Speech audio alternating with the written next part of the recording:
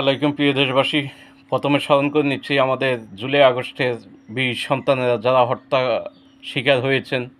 16-17শত অধিক লোক মারা গিয়েছেন এবং অনেক লোকের মতো আহত পুঙ্গুত্ব বরণ করে আছেন। তার মধ্যে আমি একজন।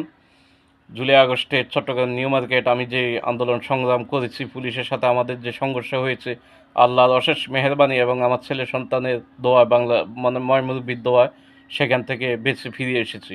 না হলে আমার পিছনে যে ভিডিওগুলো আপনারা দেখতেছেন এগুলো আমার ভিডিও এবং আমি জুলাই আগস্টে যে আন্দোলন করেছি 5ই আগস্ট এবং এর আগে পুরো জুলাই মাস ধরে আগস্টের 5 আগস্ট পর্যন্ত আমি সক্রিয়ভাবে মাঠে ছিলাম। তারই প্রমাণ আমার পিছনের ভিডিওগুলো আপনারা ভালো করে লক্ষ্য করলে দেখবেন। তো এখন বিষয় হলো, আজকে এই কথাটি এই জন্যই বলছি, বিএনপির নীতি নির্ধারক এবং বিএনপির জনাব ভারপ্রাপ্ত চেয়ারম্যান তারেক রহমান সাহেবের উদ্দেশ্যে আমি বলছি, এই যে আমরা হাজারো লোক, লক্ষ লক্ষ লোক আমরা আন্দোলন সংগ্রাম করেছি, আমরা যারা একদম সক্রিয়ভাবে পরোক্ষভাবে আমরা যেভাবে আন্দোলনে পুলিশের সাথে যুদ্ধে ছিলাম, তা আমাদের হয়তো আমরা আন্দোলন করেছি, এখন এটাকে নিয়ে মুক্তিযোদ্ধাদের মতো একটা হচ্ছে, তালিকা হচ্ছে বা সম্মান দেওয়া হচ্ছে মুক্তিযোদ্ধাদের মতো জুলাই আগস্ট যোদ্ধাদেরকে। তা আসলে আমরা কিন্তু সেটাতে অন্তর্ভুক্ত হতে পারছি না। যারা যুদ্ধ করেছে পুলিশের সাথে বিভিন্ন স্পটে, চট্টগ্রাম, ঢাকা, অনেকে হয়েছে, অনেকে হয়নি। তা আমি আপনাদের কাছে দাবি জানাবো, বিএনপি যদি ক্ষমতায় আসে, সঠিক তদন্ত করে কারা আন্দোলন সংগ্রামে ছিল তাদেরকে আপনারা জুলাই আগস্টের যে যোদ্ধা সেই তালিকা আপনারা রাখবেন।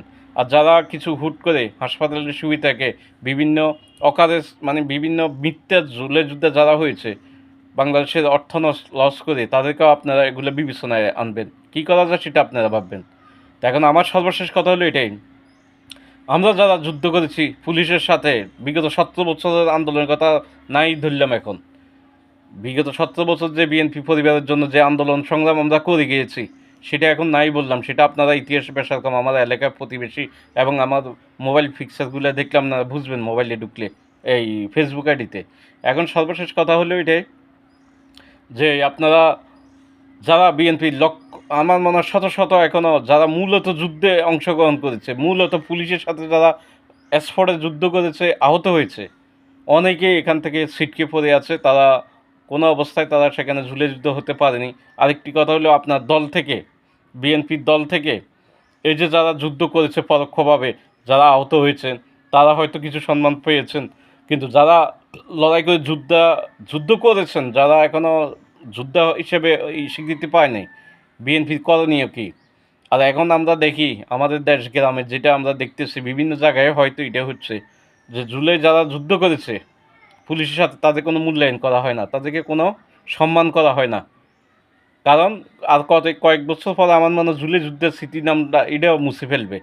কারণ দেশের এখন 5 আগস্টের পর নেতা কর্মীর তো অভাব নাই।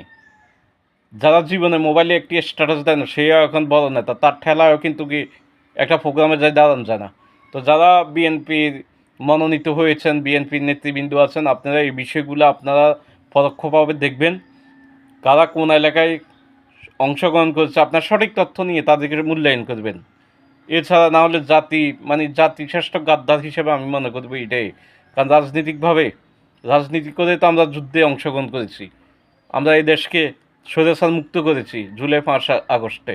কিন্তু এখন দেখা গেছে কি, সেখানে যথাযথ মর্যাদা পাওয়া যায় না হাইব্রিডদের ভিড়ে।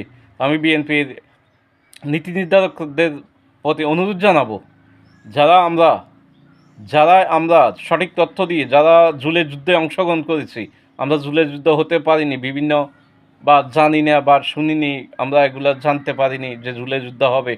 তা আপনারা এগুলাকে মাথায় রাখবেন, যেন দল পরিবর্তন হলে, ক্ষমতায় আসলে যারা প্রকৃত যুদ্ধ করেছে ডকুমেন্টারি, তাদেরকে আপনারা জুলাই যুদ্ধ হিসাবে স্বীকৃতি দেবেন এবং অন্তর্ভুক্ত